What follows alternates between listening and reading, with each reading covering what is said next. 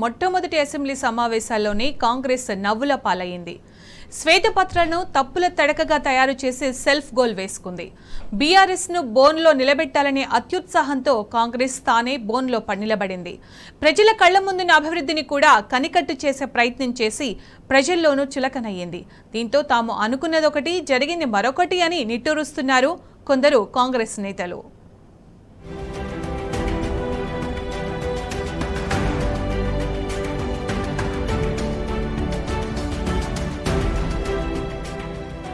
Congress party అధికారం చేపట్టాక జరిగిన తొలి శాసనసభ సమావేశాలు జరిగిన తీరు, ఆ పార్టీ ప్రభుత్వం అనుసరించిన తీరు పట్ల సర్వత్రా విస్మయం వ్యక్తమవుతోంది.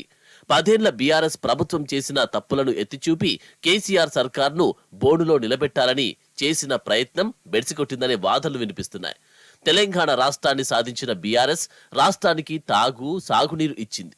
వ్యవసాయానికి 24 గంటల కరెంటు ఉచితంగా ఇచ్చింది. అన్ని రంగాలకు 24 గంటల కరెంటు ఇచ్చిన అంశం ప్రజల కండ్ల ముందు కనిపిస్తున్నాయి. కానీ నిజాలను అబద్ధాలుగా ప్రచారం చేయాలని కాంగ్రెస్ ప్రభుత్వం శ్వేతపత్రాలు అనే తప్పుడు తతంగాన్ని మొదలు పెడితే అది అధికార పక్షానికే తిరగబడి బూమరాంగ్ అయిందనే వాదనకు బలం చేకూరుతుంది.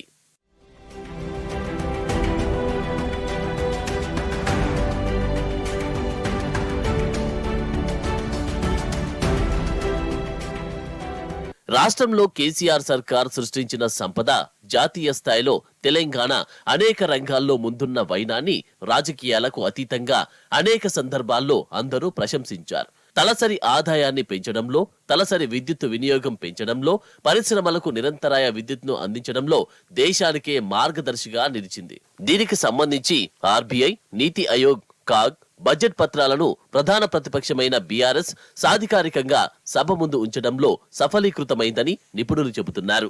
ఉచిత విద్యుత్ను అద్భుతంగా బీఆర్ఎస్ సర్కార్ కొనసాగించింది అనడంలో సందేహం లేదని సిపిఐ పక్ష నేత కూనంనేని సాంబశివరావు పేర్కొనడం కాంగ్రెస్ పార్టీని ఇరుకున పెట్టిందని అంటున్నారు.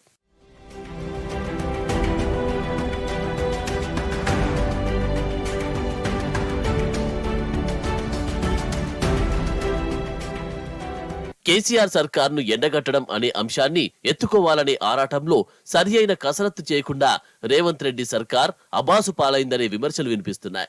అసెంబ్లీ సమావేశాలను నూతన సభ్యుల ప్రమాణ స్వీకారం వరకు పరిమితి చేసి ఉంటే సరిపోయేదని, అనవసరంగా శ్వేతపత్రాల ఎజెండాను ఎత్తుకొని వాటిపై విపక్షాలు ఎత్తి చూపిన అంశాలకు సరియైన సమాధానం చెప్పలేక కాంగ్రెస్ సర్కార్ చతికిల పడిందని చెబుతున్నారు. ప్రభుత్వాన్ని ఎరుకున పెట్టేలా అనేక సందర్భాల్లో స్వపక్షం నేతలే వ్యవహరించిన సందర్భాలను రాజకీయ విశ్లేషకులు ఉదహరిస్తున్నారు.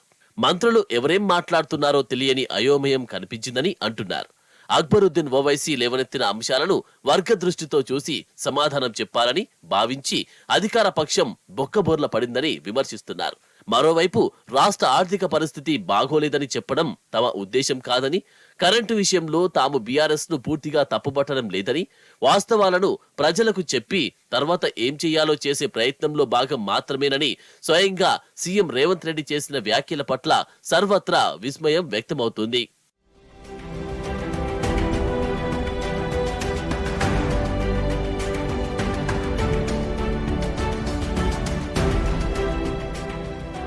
కాంగ్రెస్ ప్రభుత్వం సరియైన వ్యూహాన్ని రచించుకోక బీఆర్ఎస్ ను బోనులో నిలబెట్టాలని తానే బోన్లో నిలబడిందనే చర్చ జరుగుతోంది. బలమైన విపక్షం ఉన్నప్పుడు అంతకన్నా దీటైన వ్యూహాన్ని రచించి బీఆర్ఎస్ ను దెబ్బతీయాల్సింది పోయి దూకుడు చేష్టలతో తామే బొక్కబోర్ల పడ్డామనే అభిప్రాయం కాంగ్రెస్ లో కూడా వ్యక్తమవుతోంది.